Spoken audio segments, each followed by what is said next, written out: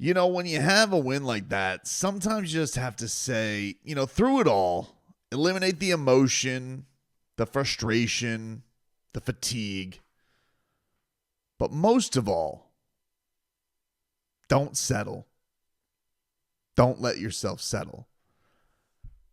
That's what Tyler Herro said to you, Joe Cronin, is that he would never settle in a bum-ass franchise like the Portland Trailblazers, you jackass. And I hope you drank that in while you sat in that front row. Little hopeful. Anthony Simons is going to bring us back.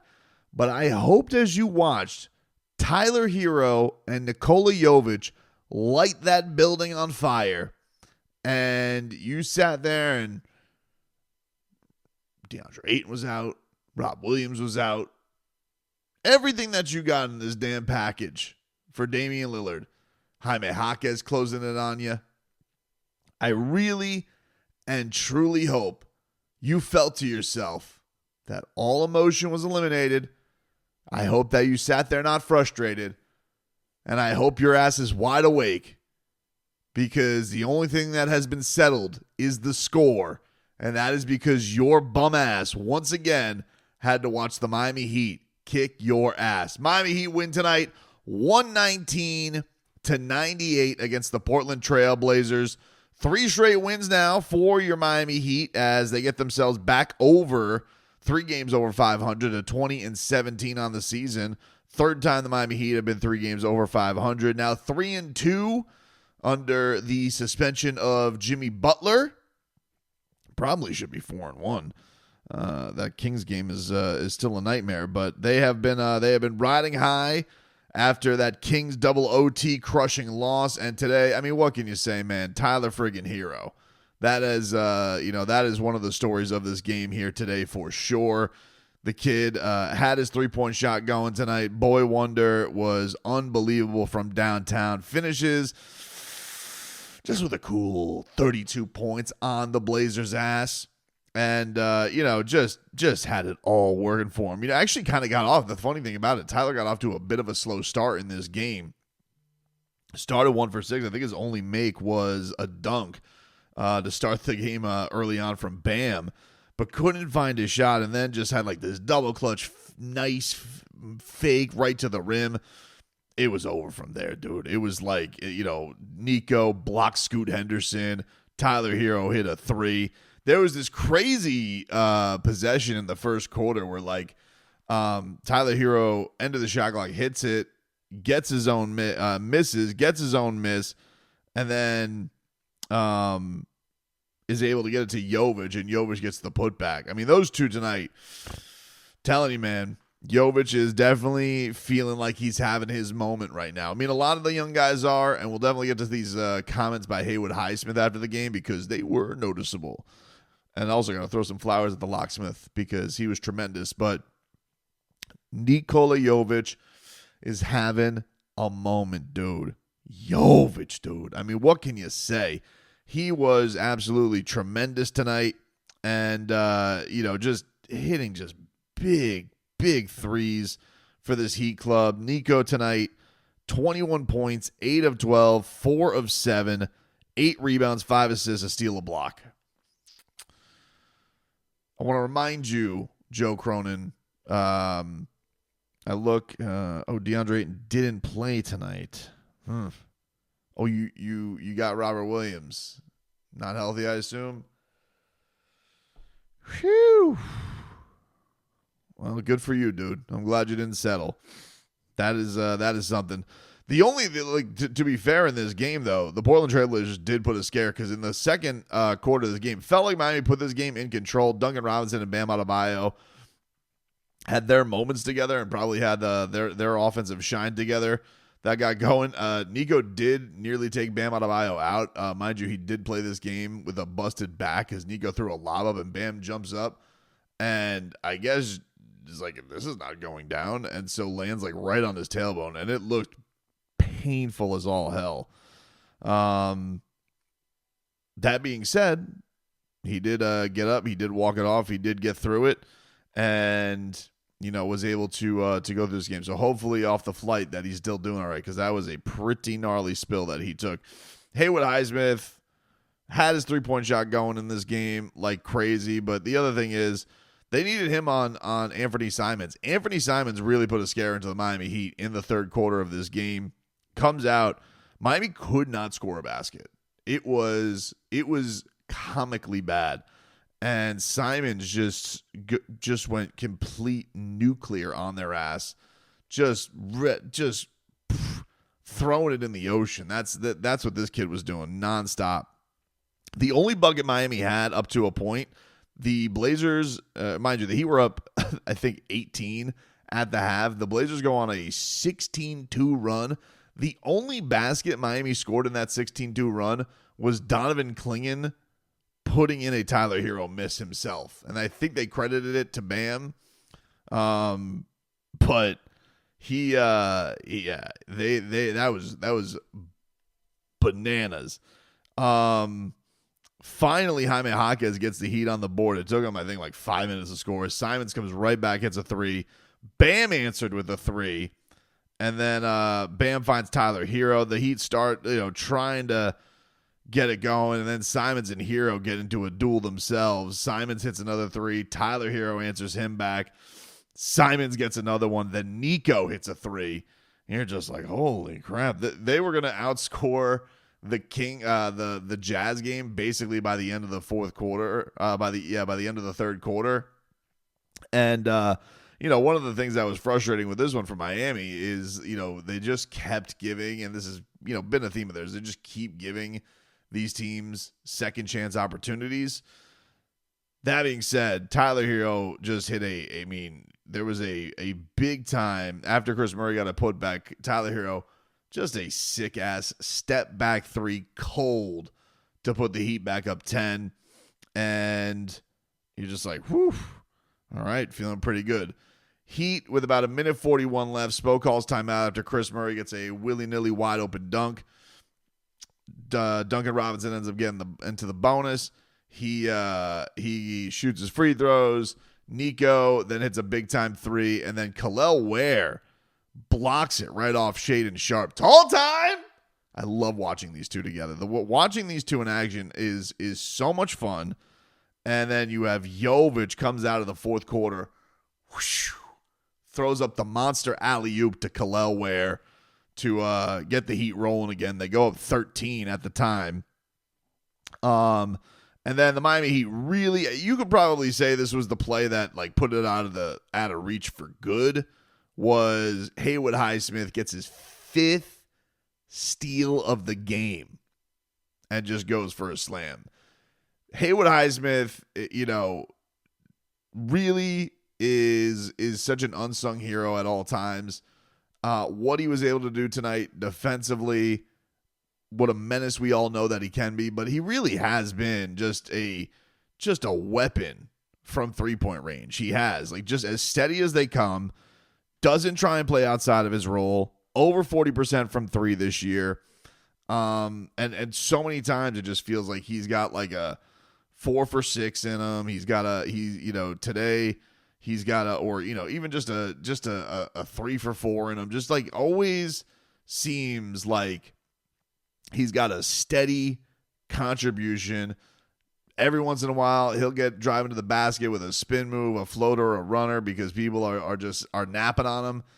Just hats off to Haywood, man. A tremendous performance from him. And it was, yes, very noticeable after the game. He's doing the interview. He got the walk-off interview today with Eric Reed and John Crotty that he mentioned everybody buying in, vibes in the locker room are pristine. And it's hard not to notice that. It's hard not to notice that you're watching a team that is playing without their star, that everybody is going to leave for dead and say they have no shot and say they can't do anything. And they're saying right now, fine, let's block. They got absolutely humiliated the first game after Jimmy's suspension. It was a deplorable effort. You could probably tell that the emotion of the week had gotten to him. The weight of the situation had gotten to him. And since then, they've been playing very, very good basketball. The execution sucked at the end of the game against the Kings for sure, but the Kings were a very hot team, a very, very hot team. De'Aaron Fox or no De'Aaron Fox, very, very hot team, and so, yeah, they've gotten a bit of a favorable role here with these last three, but I think each one of these games, they've gotten some just tremendous performance by young guys, and you have to be happy with that as a Heat fan. You really have. It just feels like they're a total, just classic Spo, man, getting everybody to buy in and play their role and step up when they need to. And so I don't know what's going to happen next Friday. It is hard to know. But if the Heat are able to go to L.A., which they have not shaken anything from that. I mean, they are for right now going to L.A., and they have these next two games. Even if you split, that's a monster trip. I mean, if you go 4-2 on a West Coast swing, you take that every single time. If somehow they can make this a 5-1 trip, I don't know what the Heat does with the Jimmy Butler thing, man. Maybe this is the point where they just tell him to stay home because the locker room is going to decide it. And I know that people will be like, hey, you could get your false sense of security about the teams they're beating. You're not going to really do anything without Jimmy Butler. It's like, yeah, but they're not going to do anything with a Jimmy Butler who's going to freak out on the split. Let's just say you get Jimmy Butler engaged for a game. It's almost, I've compared these situations similarly because they're interesting because they're going on at the same time, but it's like the Tyreek Hill thing with the Dolphins, right? The reason that the Tyreek Hill thing with the Dolphins kind of feels over, it's not because that Tyreek Hill can't say all the right things and can't apologize to his teammates and can't and doesn't have valid complaints, because he does, because he played through the year with a wrist injury and he's got his side of the argument too. But it really feels like, all right, once this situation feels a little untenable and then something else goes wrong, that it's going to be rats on a ship all over again. And so if Jimmy Butler does come back in the most ideal world, and this team is playing great and riding high, but the first time, Miami's going to get into this, right? And they got a big stretch coming up after they get out of this West Coast swing. They got the Denver Nuggets, who they never beat. Then you got San Antonio and Portland, but then you got Brooklyn, you got Orlando, you got Cleveland. You got a lot of big-time East matchups coming on later in the month. If there's a sign of adversity, and will Jimmy ride through that, or is he completely out? So I don't envy the Heat situation right now. I really, really don't envy with Riley and Ellisberg and the whole situation and where they're at right now. But as far as on the court, all the separation away from this, they seem very happy right now. And they're playing good hoops, and everybody's contributing. And Haywood Highsmith was tremendous today. Fourth quarter after that, Simons was able to get another 3-ball to cut it to 9. Spo gets it to a point where he calls timeout. Closest they got it was to 7, excuse me. Shaedon Sharpe went to the line and gets it to within 7. Tyler Herro comes out, hits an onions 3, puts the Heat up 103-93. Simons then airball, finally runs out of juice, airballs a 3. Bam Adebayo got a sick lob from Jaime Jaquez, and that would cause the Blazers to call timeout. They then would, Donovan Clingan would then get a flagrant foul call. Tyler Herro shooting a 3. So the Heat would not only get the 3 points at the free throw line, but then they get the ball back, and Jaime Jaquez drove to the rim. 10-0 run, killing them. And then Nico with a big time and one, drives through contact. I mean, it was really right there. It was like, hey, Cronin, here's your Dame package.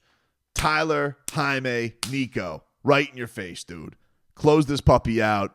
Send the fans home sad. Listen, Portland is Eric Spoelstra's town, Cronin, not yours, dude. I don't know what to tell you. That's just the facts, dude. That is just the facts. He'll be back at it on Monday against the LA Clippers, hopefully. And hopefully everybody is doing okay in California, and certainly everybody on the Heat who has that family out there. They can, I guess, get in contact with whatever's going down. And, if anything changes, obviously we'll we'll react to that accordingly. But tonight, just a really well-rounded win. Solid win by Miami. A game that had a couple scares in it, but mostly was in their control because of the big leads they built up. Shared the holy hell out of the basketball today. It was, 21 out of 25 field goals to and then when that was in the first half, they finished, let's see what the final numbers were. 31 assists on 44 field goals. 19 of 44 from downtown for Miami. Tyler Herro was your leading scorer, 32 points. Nico, 21. Haywood Highsmith, 14. Bam Adebayo, 13, although I think one of them was from Donovan Clingan. Oh, man, that was crazy. Terry Rozier tonight, 11 points. Still can't hit a three, though. Duncan Robinson played 16 minutes, but was strong. Just does a great job. Hit a couple of big threes and does just a masterful job setting up. We even got some Pella minutes tonight. Jaime got into foul trouble early, so we got a little Pella action. That was kind of cool. He had like one baseline reverse layup, but it was cool to see Pella get some action. I guess Spo was saying that he is not all the way, or he just got all the way healthy, because he's not a guy who's had a lot of confidence in the very limited minutes that he's had in his 3-point shot, but he did. I will say, Pella is such a pain in the ass for the opponent, because he had this one place where like he does the pesky boom. If he didn't get the offensive rebound, he's like, they're going for it. Boom, he taps it to a teammate, and then like is going for a rebound. Boom, they foul him, gets the ball back. So he could just he even in those few minutes, I thought did a pretty solid job. So hope you enjoyed that, Joe Cronin.